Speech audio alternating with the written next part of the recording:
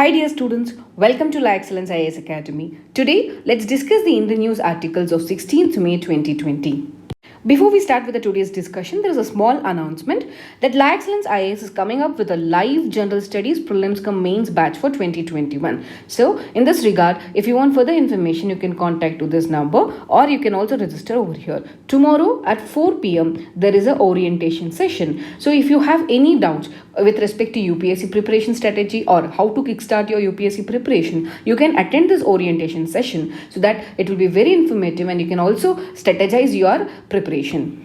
So moving on further, first let us discuss the editorial articles, then we'll move on to the news analysis part. So the respective page numbers of the articles have been mentioned in this particular slide. Let's move on to the first article of today, that is a question of quarantine. In this article, the author is trying to say about the uniform quarantine policies that has to be evolved among different states and how center should facilitate as a lockdown regulator with respect to this.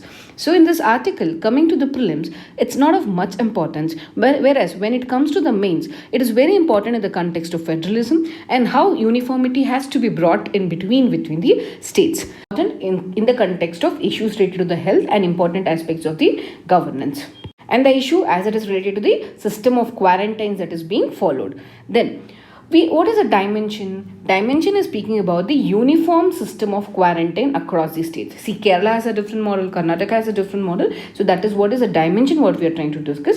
And in this article, we'll try to learn about how we can have a uniform policy of quarantine, and along with that, how do we have to develop a stratified approach while dealing with the travelers. And also we'll learn about improving or ramping up the institutional capacity for quarantine. During the lockdown, most of the people were stranded in different places. So now within the country, migration within the country as well as migration from the abroad, that is both internal and external migrations have started. Because of that, government has to step up the quarantine requirements as well as the policies that the state governments has to follow. So we can see some of the important points over in this article that the system of quarantine in the state is not uniform. For example, you might have seen in the news that train passengers who were arriving in Bangalore, they started protesting against the authorities over Bangalore.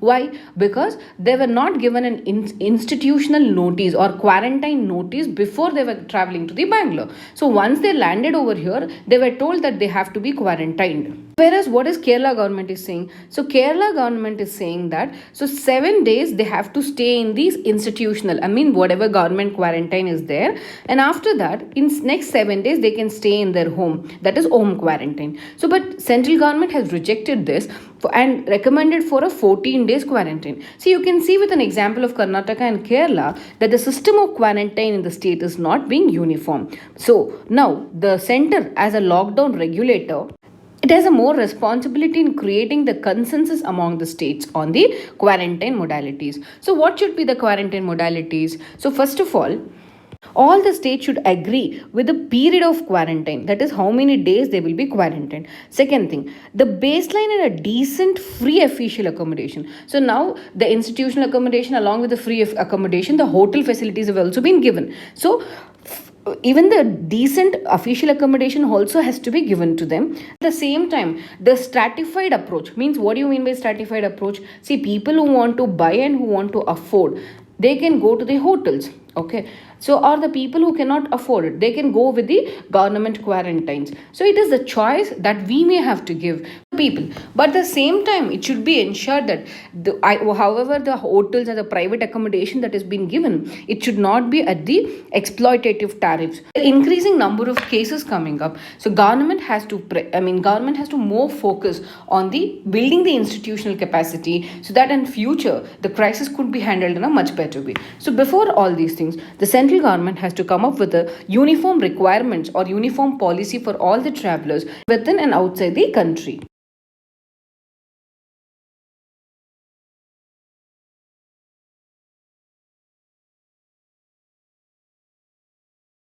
So before we discuss about this article in detail, first of all, what is NEET? See, NEET is basically a qualifying test.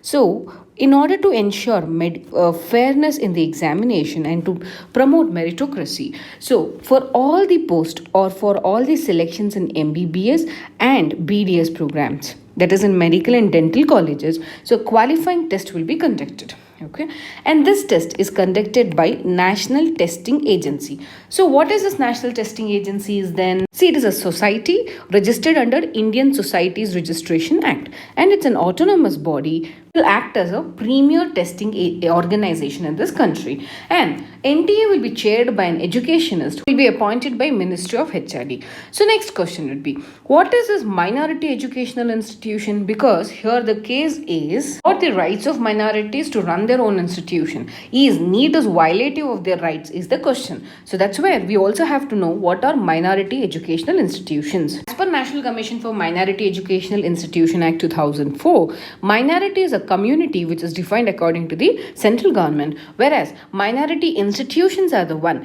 which is the educational institutions which has been set up and administered by minorities. These educational institutions enjoy certain special rights. So what are those rights? Let's try to understand. First of all, under Article 31A, right to education is enjoyed by them as a fundamental right. In any case, government acquires their property, then the government mandatorily has to give them the compensation. And the second provision is with respect to Article 15.5. See, in Article 15.5, these minority educational institutions are not considered to provide for any kind of reservations.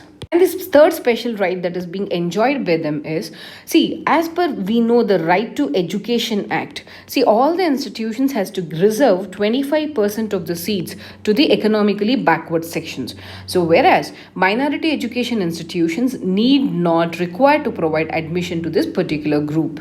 Moving on further, it is with respect to the reservations. See, we know the constitutional provisions with respect to reservation, that maximum reservation can be 50%. Out of that, we have divided between OBC, SC and ST.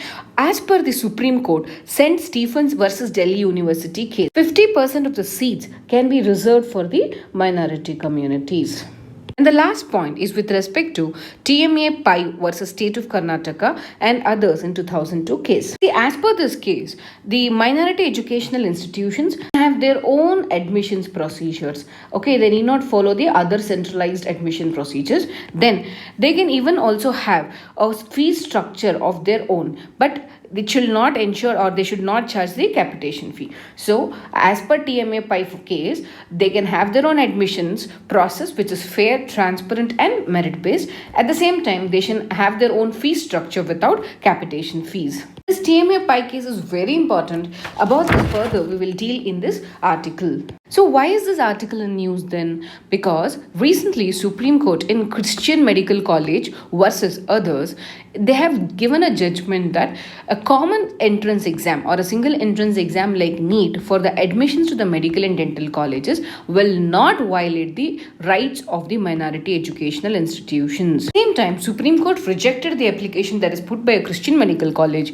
asking for to conduct its own entrance examination for undergraduate and postgraduate medical courses. So the Supreme Court has rejected the plea of Christian Medical College. And this common entrance examination is conducted as per the two acts. Which are the two acts? That is, one is Indian Medical Councils Act and the other one is Dentist Act. So under Indian Medical Council Act, Medical Council of India will take care of it, and under Dentist Act of 1948, that is Dentist Council of India will regulate this examination and ensure there is a uniform entrance examination.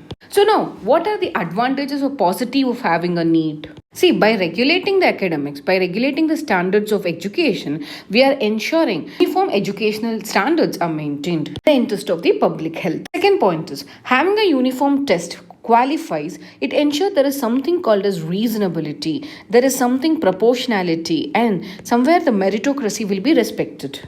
The admission that is made through the NEET is neither divisive nor disintegrative in nature. And the most importantly, the rights under Article 30, that is a right of minorities to administer their institutions, is not violated under the MCI Act or the Dentist Act. Therefore, the NEET would be applicable to both aided as well as the unaided medical colleges run by the minorities. Having understood the advantages, let us see what are the disadvantages of having a NEET as a common entrance examination. So the first of all, the first defect is with respect to the centralizing tendency of this examination.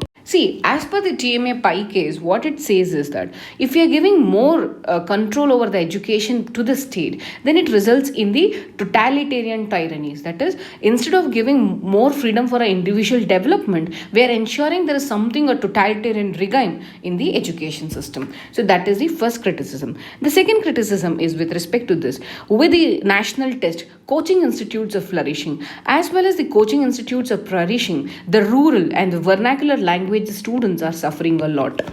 And the third point is with respect to the errors, the translation errors that is being found in the NEET examination papers. So whenever they are translating, they would be going for a Google translations or something. So thereby we could find much errors there. And the fourth problem is that earlier there were multiple tests. Suppose a student is ill, suppose a student is not able to perform well in one of the institution or one of the time, then in such a case he could attend one or the other medical entrance examination and qualify it and get a right choice of his institution. But now, since the multiple tests have been replaced with a single test, it has limited the student's choice as well. And the most important thing, NEET was conducted to ensure there is a fairness, there is a transparency in the system. But as we could see, out of the last 4 years, at least twice the paper has got leaked. So it questions it raises the questions on the fundamentals of being fair and the transparent. Where NEET has been projected as an element of class because it's not providing equal opportunity for all, especially the poor and the disadvantaged sections. So these are the objections or the disadvantages or the criticism against the NEET examination. Here you can also see the highlights of the judgment that is given by the Supreme Court. That is, NEET was intended to remove the maladies which crept in the medical education. It was to remove the capitation fees by admitting the students of lower class. And they wanted to prevent the exploitation, profiteering and commercialization of education. And as I've already told, that Article 30, the rights available for minority educational institutions under Article 30 is nowhere violation of the provisions under Medical Council of India Act and the Dentist Act. With that, so I've also already told you that the NEET is nowhere violation of the rights of the minority educational institutions. Moving further, the court has also said that that NEET was in the furtherance of the duty of directive principles of state policy of the state government. That is, under Article 47, Constitution makes a provision to improve the public health. So NEET is one of the things which we are implementing in order to improve the public health as well. So these are the key highlights that you have to remember here. So in this article, we try to discuss about first of all, what is NEET examination. Then we discussed about the examination is conducted by National Testing Agency. Moving further, we discussed about the positives of NEET, what are the negatives of NEET. And then we discussed about the minorities and minority educational institutions and special rights that is being available to the minority educational institutions. Moving on further, we discussed about the two important cases, that is TM Pi case as well as the Christian Medical College case. Let's move on to the next article, that is the pandemic and the challenge of behavioral change. See, here they're trying to suggest a well-crafted social marketing campaign can help to address this crisis, and even it will help us to prepare for the future disease outbreaks. This article is not much important in the context of the prelims, whereas in the context of mains, it's very important in the context of GS paper 2 social justice, that is issues related to the health. And this will also be important in your GS 4 ethics paper with respect to the emotional intelligence part, all these things. Then what is this issue? It is with respect to COVID-19 pandemic, and the dimension is how the behavioral change is required to tackle the virus. This article will try to learn what are the strategy that we have to make for the social marketing to induce this behavioral change. So you might have heard of SBM. So in Swachh Bharat Abhiyan, so to bring in that behavioral change, so many initiatives were done. So similarly, if we have to induce any of the behavioral changes, a change in the strategy is required. And we'll also be able to understand what is the impact of this behavioral changes. See, post-COVID, if the things has to be normal or if the economies has to be restored, it is not only about the policy decisions, it's not only about the medical advice, it's not only about the vaccine, it is also about the behavioral changes that has to be brought in. For us today, the major concerns are with respect to the public health, public safety, and the environmental concerns. So now the science of social marketing has to focus its marketing principles addressing these factors. So in this regard, health belief model, which was developed by Irwin M. Ronson-Tock, is very important because it suggests that a person's health related behaviors ultimately stem from the desire to avoid the illness. As I've told you here, the health behavior will be based to avoid the illness. Now everyone in India tries to behave, tries to use the mask, try to use sanitizer, safeguard themselves from the COVID. So that is the behavior what they're doing. Why are they behaving like this? It is because of the perceived threat of the COVID. So because of this threat they try to behave so then in such a case, so to avoid for this behavior, what are the advantages or what are the perceived benefits and barriers? See, sanitizers, when they try to use mask, they are trying to reduce the threat of diseases. There is one thing called as cues to action. See, when we could see that, Prime Minister came up with a Janta curfew. See, this Janta curfew was more of an emotional thing. Emotive cues like either standing in your balcony and lighting a diya or candle. These kind of cues of actions or the trigger, it will make the human behavior. It will just trigger some kind of desired behaviors in the human being. So this kind of human behaviors is not only informative or educative. It has brought in some kind of emotional attitude in us. See, the day when we came up with the lighting the candle, all these things, it made us together because we were in the fear to fight against the corona. And at the time, we were all together. That showed our patriotism. Also wanted to show our gratitude to all the unsung heroes who are fighting against this corona. So what we can see with this is the India is one of the few countries who has recognized the power of drafting these emotional cues or in order to make the behavioral change among the people. But even though this kind of cues brought in some kind of a behavioral changes, but we could not sustain that kind of behavioral changes. So that's where some model of human belief model has to be brought in so that we can focus on the individual behavioral changes as well. We can also facilitate the adoption of the desired behavior from every individual. So with this article, we can conclude that if we have to bring back the economy, if we have to bring back our lives to the normal, then in such a case, we need to have a policy that is based on the science rather than on a ad hoc approach. Let's move on to the TNA articles or the targeted news analysis article. The first article is about the contract forming. So the government under the Atmanirbhar Bharat Abhiyan or this under 20 lakh crore stimulus package, so it has emphasized on formulating a new law for the contract forming. Context of prelims, first of all, what you have to know, what is this Atmanirbhar Bharat Abhiyan? Along with that, you should also understand what do you mean by contract forming and what is Essential Commodities Act. When it comes to the mains, it's very important topic with respect to the agriculture section in GS paper 3, that is transport and marketing of agriculture produces and issues related to buffer stock and food security. See, what is a booster dose that has been given by the government under this thing? So first of all, it is trying to give more funds to the agriculture cooperative societies. So remember here, government is trying to promote agriculture cooperative society and the producer FPOs, that is farmer producer organization, and they want to develop more and more startups in case of the farm gate infrastructure. So you see, you cannot remember the allocations. So what you try to remember is about the which sector has been more emphasized. So government wants to go for a more organized agriculture rather than the unorganized sector. Then second, it is also promoting the micro food enterprises, that is cluster based model. As I told you again, and cluster based organized agriculture pattern. Moving on further, government under Matsya Sampada Yojana has also provided some benefits to the fishermen. So and again with respect to the animal husbandry infrastructure also, it is being supportive. Very important thing.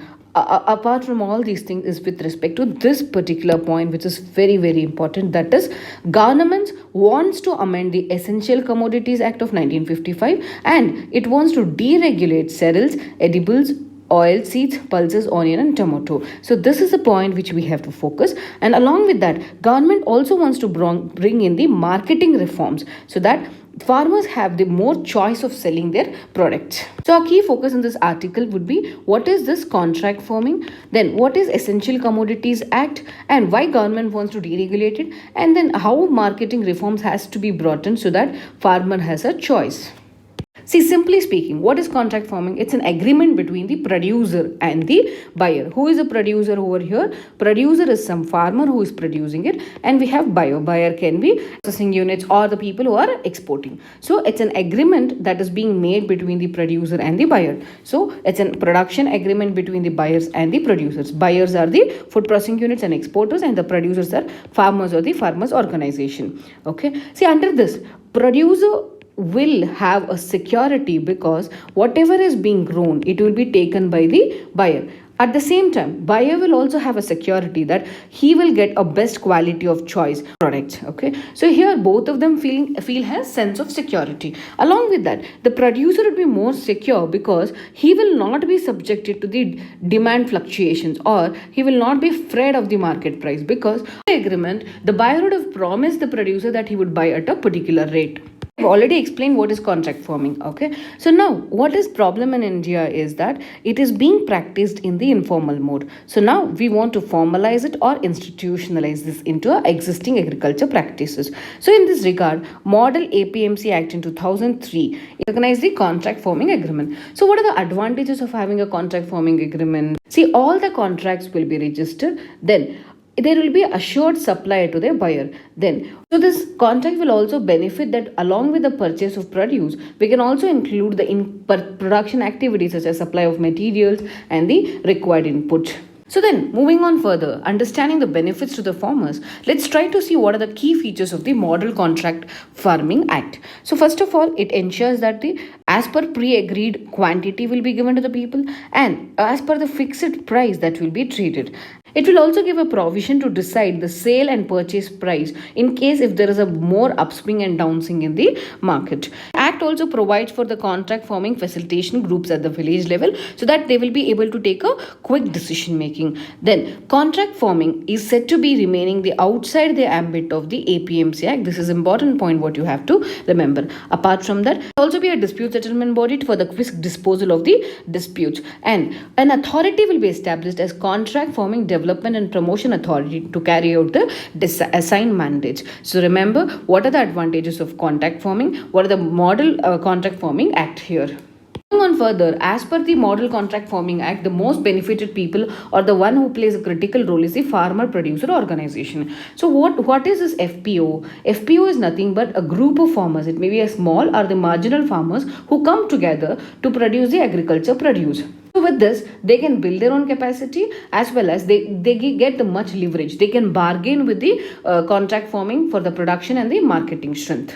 See, as you all know, it is much benefited from the scale of economy. That is, when group of farmers come together, they have a more bargaining power. Government has enacted Essential Commodities Act 1955 in order to regulate the production, supply and distribution of commodities which is considered. Usually the commodities which are short in supply or whose price is increasing the most. So such kind of commodities will be classified as essential commodity and which is required for the basic necessity. Anybody trades with it or misuses it and or stockpiles it, then more harsh punishment would be given to them. Government wants to deregulate these essential commodities or remove the few items as I showed in the article. It's because, first of all, Economic Survey of India, which has recently told that the Essential Commodities Act is outdated and it must go. And the second reason is that the act fails to differentiate between hoarding and the storage. See, we are promoting cold storages, warehouses, all these things in order to increase the storage capacity. But here the act, there is no clear demarcation between what is called as hoarding or what is called as the storage. Because of this, there is no much development in the storage infrastructure in the India. And though there is much volatility with respect to the prices, because of there is no storage facilities, the people are just selling out their products at the lowest cost. So other reason why that delisting has to be done or deregulation has to be done is that Essential Commodities Act was enacted in 1955. The conditions and the social situation at that point of time were very much different. The economy at that point of time was ravaged with famine and food shortages, but today's scenario is totally different. Therefore, the government has moved towards the deregulating few items under the Essential Commodities Act. Moving on to the next article, it is about the Farm Infrastructure Fund that is of 1 lakh crore value, which has been announced under Atmanirbhar Bharat Abhiyan, which will be financed by the NABARD. So this article in the context of prelims is important. You have to understand what is this Agriculture Infrastructure Fund. You have to understand what is the role of NABARD with respect to the agriculture. Whereas coming to the mains, it is very important in the context of GS Paper 3 Indian economy, that is food processing and the supply chain management. Especially in this article, the fund will be more utilized for the cold storage and the post harvesting. So that's where the supply chain management is very important. Then what is the dimension of this? It is Farm Infrastructure Fund, which is being launched under this particular scheme. See, this agri infrastructure fund will be financed as well as it will be managed by NABARD, that is National Bank for Agriculture and Rural Development. Okay, so financing under this will be given to the agriculture cooperatives. I've already told in the last article also, government is trying to promote more of the organized, or rather than going for an informal, they want to develop a more formal organized way of agriculture. That's where the funds under this will be given to the agri cooperative societies, farmer producer organizations, startups, and the agri enterprises. And this fund basically will be most oftenly used for the cold storage technology, because as we can see with the COVID time, because of the low prices, the farmers were just throwing away the productions. So in order to prevent such kind of scenario, cold storage chains has to be developed. Along with that, they're also focusing on the post harvest management infrastructure.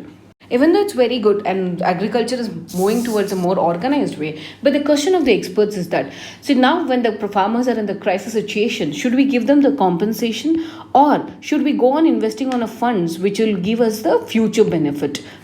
Is it either today or for tomorrow? Let's move on to the next article, that is merchandise exports drop over 60%. See, because of the global trade stalling, Indian exports have almost fallen by 60%. So this article is not much important for the prelims or mains. Just remember, it's like what is the impact on the Indian exports? It may be on the it may be on the merchandise export or on the service export. So goods export have almost been reduced, that is from $26.07 billion.